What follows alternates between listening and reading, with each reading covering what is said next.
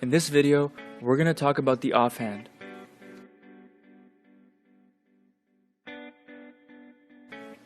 The purpose of the offhand is to establish control of the ball and support it until it's ready to be released.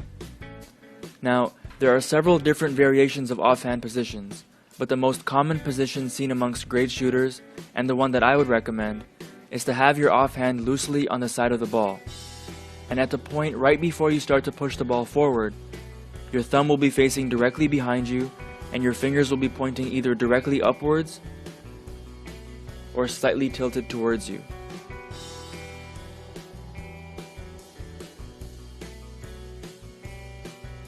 Although this is the standard method, there are quite a few great shooters who keep their hands closer to the top of the ball.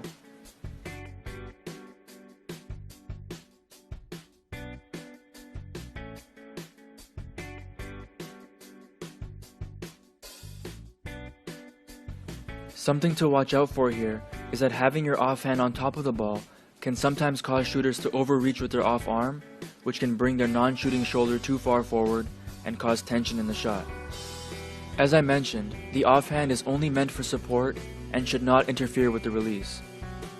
Notice here that Kevin Durant's offhand starts to come off of the ball just as he begins to extend his shooting arm.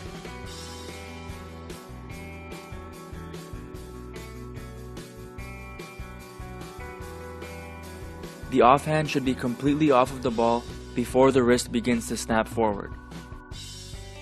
Again, you can see here that Steve Nash's non-shooting hand starts to come off of the ball as he begins to extend his shooting arm, and is completely off of the ball before his wrist snaps forward.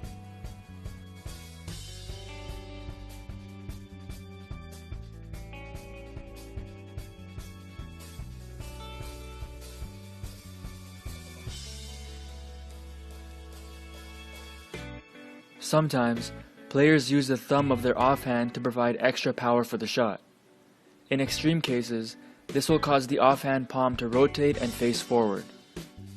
There are some good and some excellent shooters that do use their offhand thumb to a certain extent. But as a general rule, the offhand should not interfere with the release because it adds a variable to the shot and can cause unwanted side spin. Once the non-shooting hand is removed from the ball, the offhand palm should be facing the shooting arm and maintain a relaxed position. Offhand position and the correct time to remove the offhand are very important.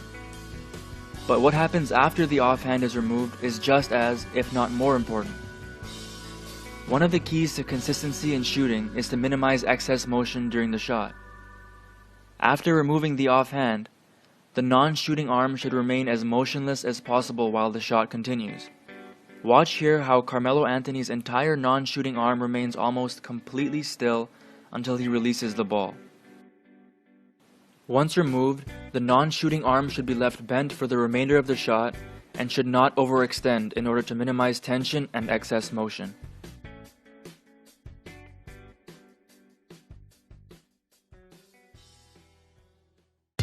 Hey, thank you for watching.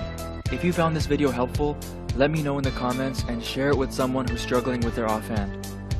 Also remember to click the like button and subscribe. If you didn't like it, let me know why so we can keep improving this channel. Thanks again.